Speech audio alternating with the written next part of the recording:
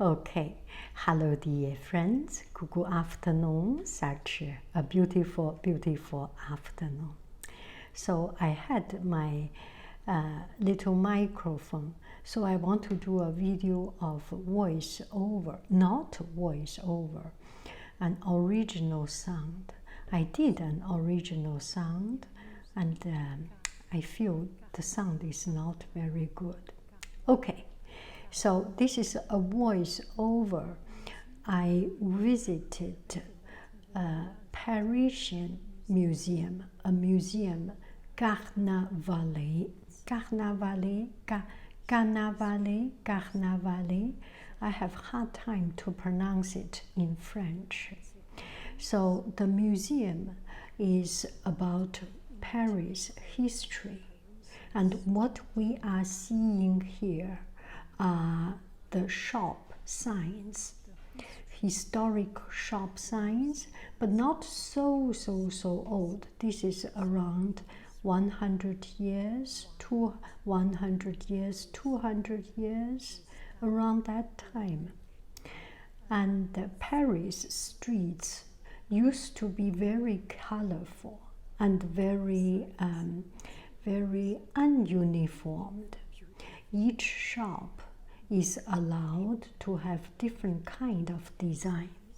I remember our city has a plan in California that every new shop need to be in a certain design so that it looks uniform. But these signs, what we are seeing here, was the Parisian signs. Some are wine shop, some are flower shop, tailor shop, coffee shop, Chat Noir, the black cat coffee shop, which is very famous, and some are bonbon shop, sweet shop, and locksmith shop, and all these kind of shops. And you can imagine some are, now you can see with the very bright white wall and clean background, it looks dark. But at that time, it was actually very colorful. And the Paris streets does not have a number. I do not know why. And I just heard that used to be does not have a certain number, like what we are having now with a particular number, 100, 200, 233, whichever number. And at that time, there was not a number. The only way you get yourself known, that's some of the locksmith shop sign. And the only way to get yourself known is to have a very flamboyant, a very colorful, a very impactful clock shop, a very extravagant, a very unique, very different shop sign. So that was the historical shop signs of Paris. Of course, this that is lunette, that's spectacles, eyeglasses shop, and all these shops looks so beautiful, so unique, and so interesting. And I am very interested in graphic design, not only graphic design, but a visual language, and that is a tailor shop's scissors. The visual language is so impactful, and at that time that people use almost no words. Of course, there are words, but it's so much relying on the impact of your design, of your out-of-the-box thinking to make this place, to make your shop stand out. And that was the opening stage. You go into the museum and enter into that very, very colorful or very impactful shop designs. It's very beautiful. And then you go to Paris history, and this is a map of Paris, and you can see at different stage how Paris developed from the Roman Louis XIII,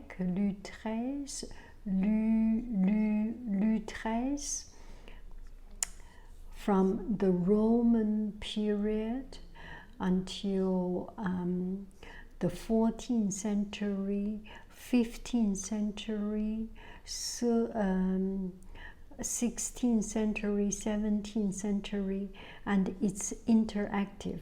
And this interactive play is so very rich.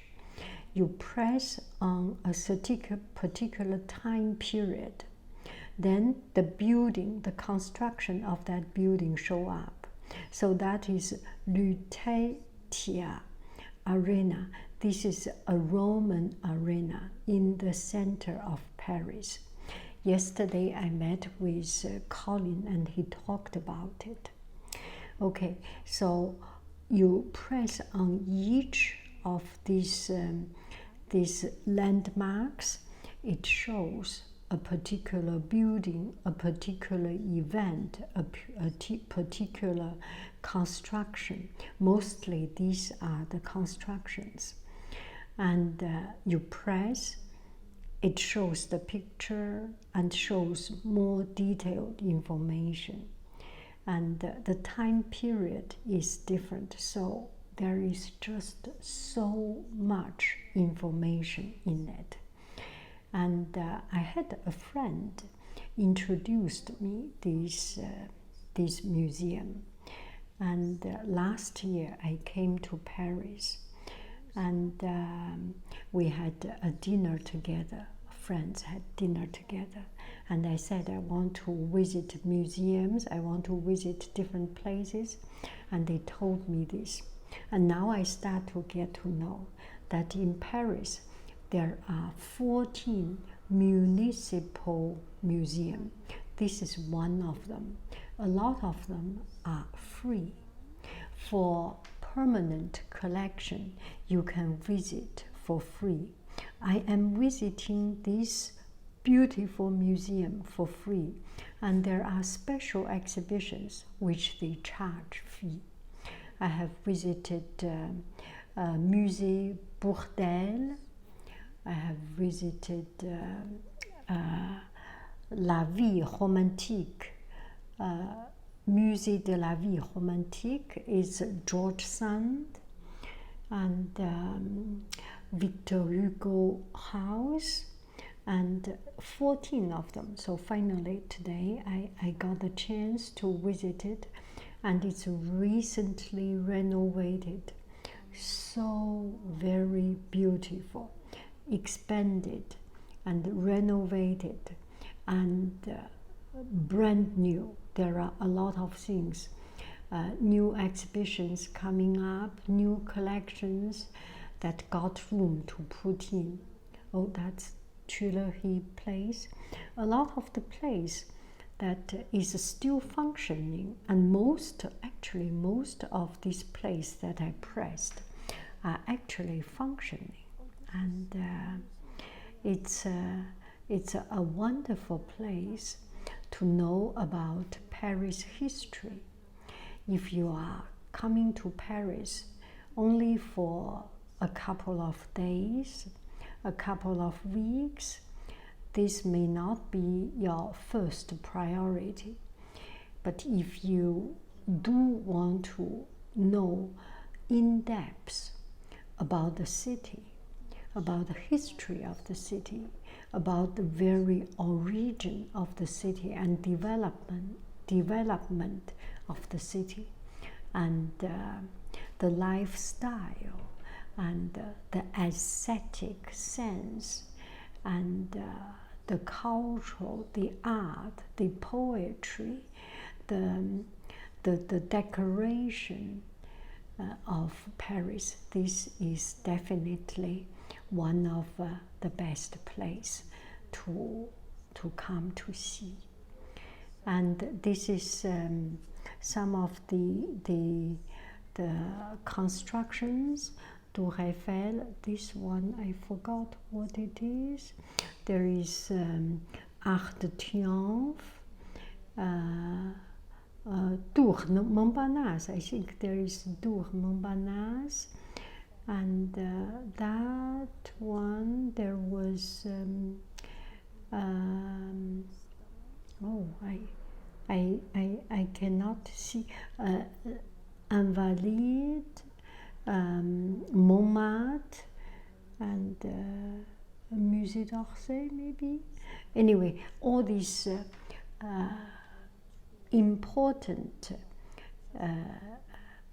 important monuments are there. But the truth is that when you come to Paris, every street, when you turn around the corner, everywhere there are monuments, there are important monuments, there are famous monuments. And so you kind of get confused of so many things. And spending 1 day, 2 days, a couple of days in the museum and walk along the streets will definitely help to understand the city. You have to walk on the street, to walk here and there, and walk under the metro, go the metro lane, and go to change lane. Then you get a sense of the city size scale. And watching at these maps, in that case, really helped. And I have lived in Paris for a whole year as a student, so I definitely walked through a lot of this road, and have kind of understanding, but still it is beyond me. It is beyond me, the scale. And this one is Armoiries de Paris. It's a coat of arms. I do not understand this because it's kind of not in my culture, but it might be some city symbol and city flag, those kind of symbol of the city. And here is Hotel de Ville, the model 3D diagram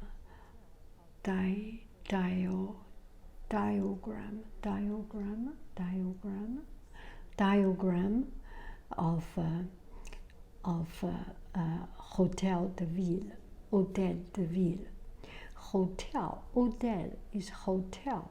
The ville of the city, hotel of the city.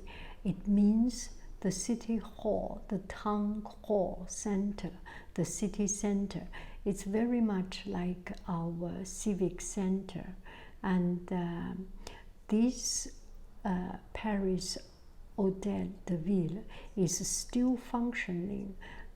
Last year we went there and we met our family in front of a Hotel de Ville,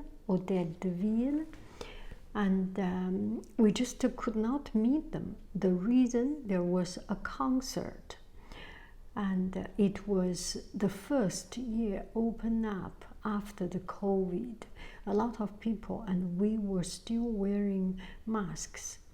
and suddenly it's open up, people coming out, so it's too crowded. Okay, this is a door, and this door is in front of Hotel de Ville, Hotel de Ville. It's in front of, it was used to be inside the Hotel de Ville, the Paris city center, civic center, Paris town hall, and it was burned because of the revolution, the Paris Commune, the French Revolution. The last day, they burned it, and the door, they restore it and put into the museum. And you can see this is a Medusa, Medusa's face as a protection. In Greek mythology, Medusa is used as a protection.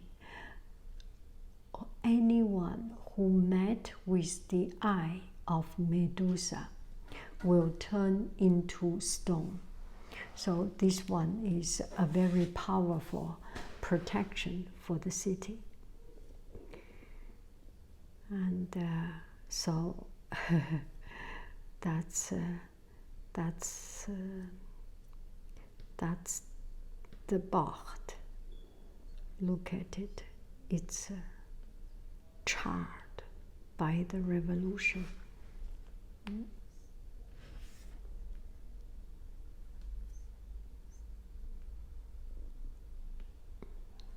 is the city sign or city code of arms. Something like that. Yeah, that is the coat of arms.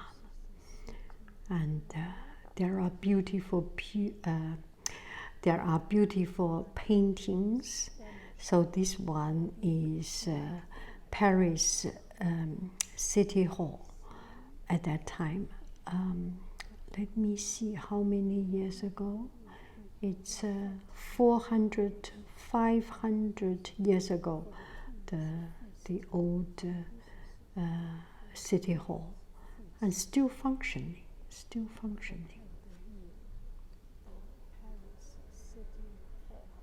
Look at this painting. It looks so fantastic. It looks fantastic. In the night, with the moon shining on it. And that was the first floor.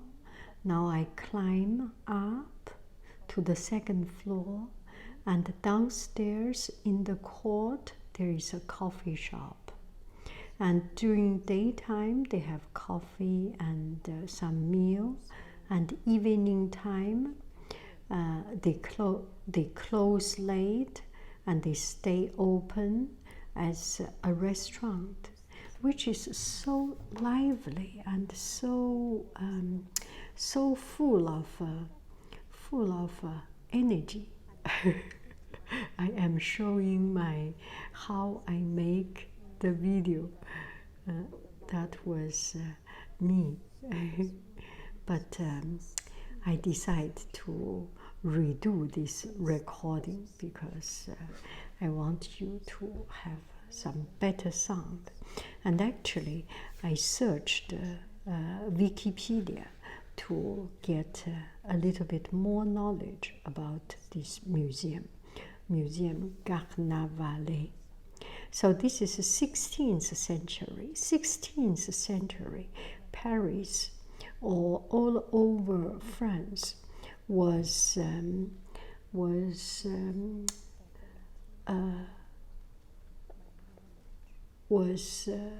a period of religious struggle.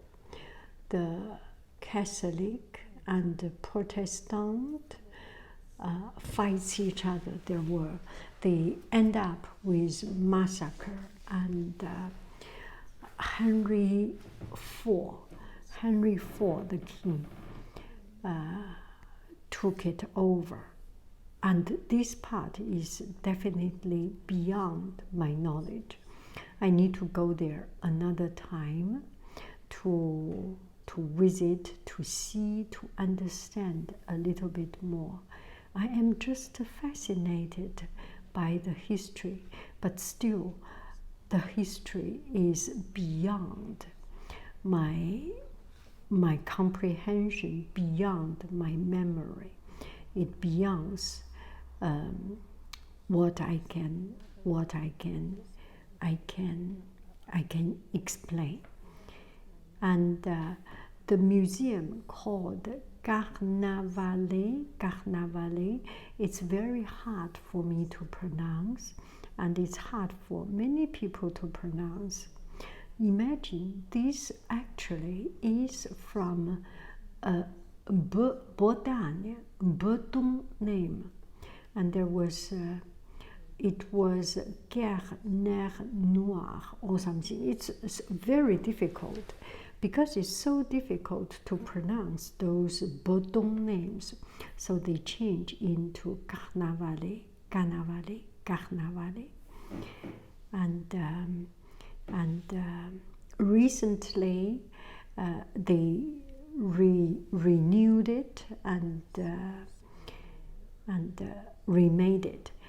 And actually, in the 17th century, horsemen, the boulevard horsemen, it was that period that Paris wanted or needed to develop into a bigger city, a world city, and just a more influential city, a city of a bigger scale. So horsemen cut out a lot of buildings and make a grand boulevard. So horsemen, which is horsemen, which is Galerie Lafayette, Printemps, all these big shops, that big grand boulevard carries his name. So he decided to change this little private house. This used to be a private house, and use this private house as a museum to showcase Paris history. And that was the starting point. At the beginning, they would use only half of this place. And through the years, they become more and more cramped. And in 1989 or something, anyway, in recent years, they redo it and re-renovate it. And when I came there, it was just so beautiful. Look at this. These are some of the Parisian style living room, and they made it into a particular color theme, a particular aesthetic theme. For example, this one is relatively, how do I say, relatively less colorful, and this one is very much a blue color theme. And I remember in San Francisco, Dion Museum, there is almost exactly one room like this. And it was very beautiful. Unfortunately, it was in small scale. It's actually the Dion Museum spent money and bought the equipment and bought the furniture, bought from France and moved it into Dion Museum. So look at this style, and I found they have a lot of mirrors, which is good, which is good. And this room is more a yellow theme. And these are Parisian lifestyle. It's more affluent lifestyle. And it's more like a collection. They may not be from one single person's house. It may be the decoration from one person's house, one family, and furniture from another, but they are coordinated according to the year, according to the style, and the museum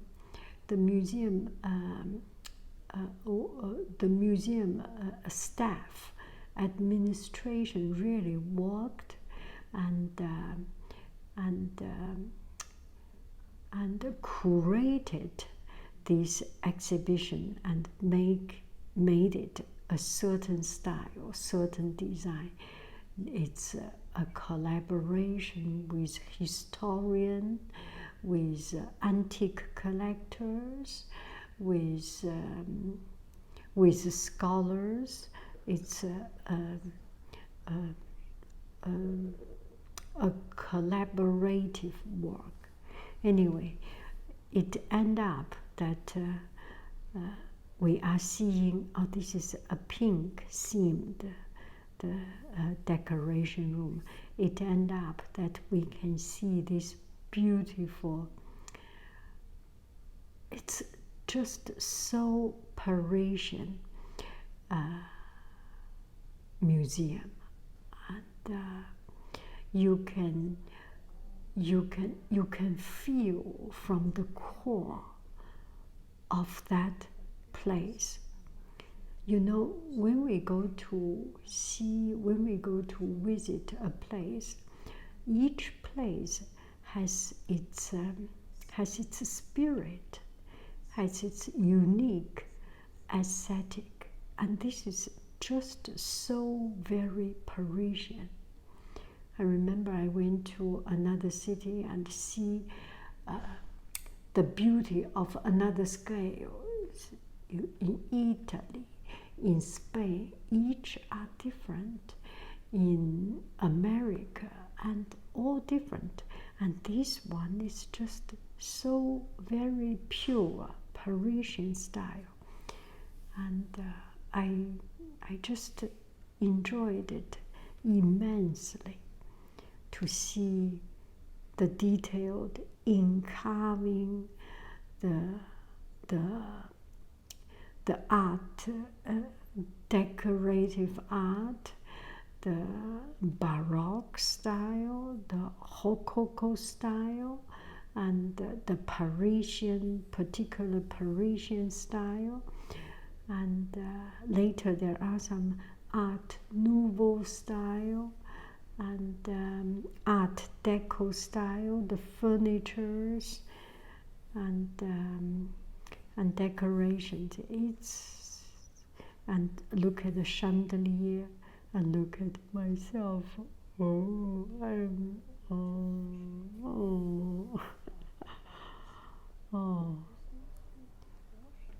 Just standing there or sitting somewhere and immerse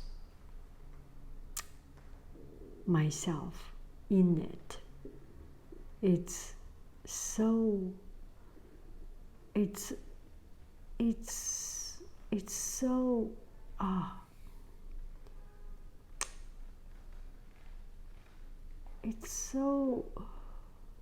unbelievable, surreal.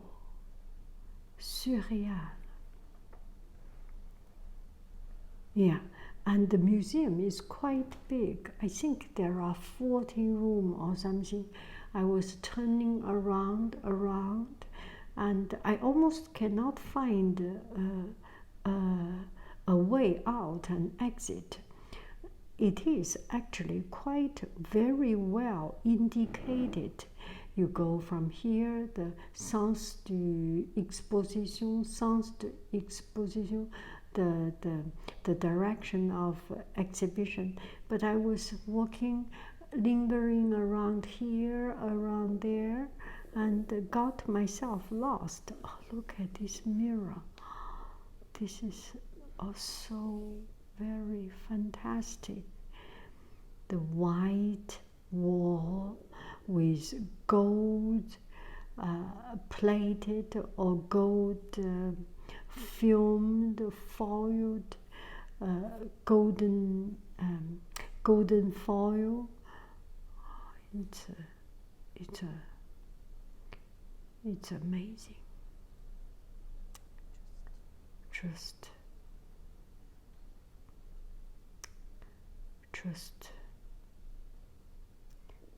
I think this is one of the best museums, and it's free. A lot of there are 14 museums, as I have mentioned, so a lot of opportunity for us to see the city, the public facility and public service. I think it's very good. Oh, this one is 1924 Olympic, and now I understand 2024 is Paris Olympic. It's exactly the 100-year anniversary of the 1924 Paris Olympic. Isn't it fascinating?